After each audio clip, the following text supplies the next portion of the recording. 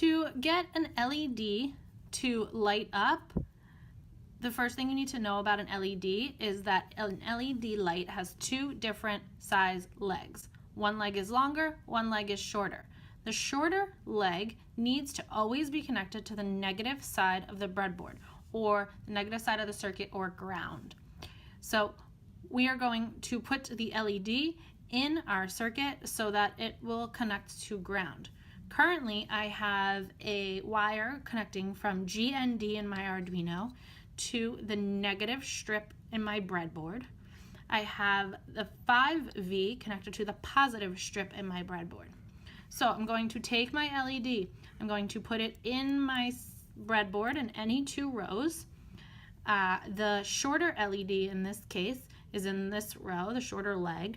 So I'm going to connect that leg to a resistor. Now, when we use LEDs, we need to slow down the amount of electricity going into the LED. So we use a resistor to slow it down. The different color bands on the resistor tell you about the different kind of resistors that are there. So you're going to put your resistor in the same row as the shortest leg of the LED, and you're going to put it, the other side of the resistor, in the negative side of the breadboard.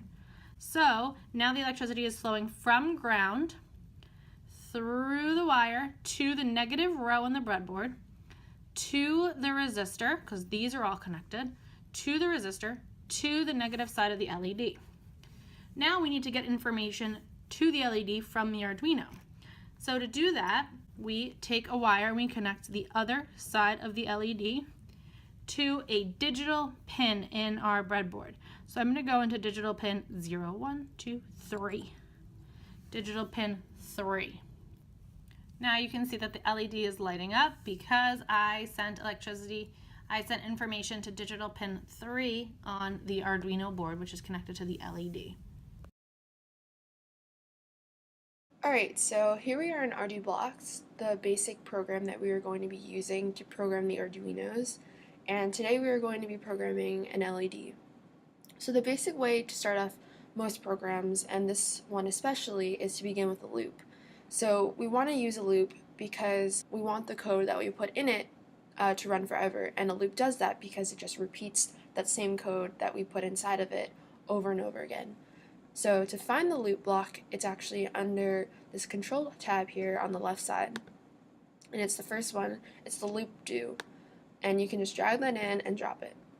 Since we put our LED, or we connected our LED to the digital pin 3 in the Arduino, if we want to turn on the LED, we need to use the set digital pin block. So that block is actually under pins, right under the control tab, and it's called the set digital pin block, and you can just drag that in, try to drop it in around the loop, and it should just kind of fit right inside. So you see this number here, 1. We want this number to match the pin that we connected the LED to in the Arduino. So since we connected the LED to digital pin 3, we want to change this number right here to 3. And when it says high, that means that the LED is turned on.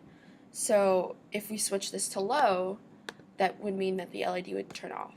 So we actually want this to start off high, because today we are actually going to make the LED blink using this ArduBlock program. So to do that, we want the LED to be turning on and off. So we need another set digital pin block, and we just find that under the pins tab and drag that in. Change this to 3 because that's where the LED is plugged in, and we want to turn this to low. This might look great, but the issue is that the code in these Arduinos runs very, very quickly, so we wouldn't actually be able to see the LED turning on and turning off. So the way to fix that is we need to set a delay between when the LED turns on and when the LED turns off. So to find the delay block, it's under the Utilities tab on the left side, and it's the first one, delay in milliseconds, and you want to drag that right in between the two set digital pin blocks. A delay of 1000 milliseconds should be enough. And we need another delay so that we can see that the LED is actually turned off. So you can drag that in right under the last block. And so there we have it.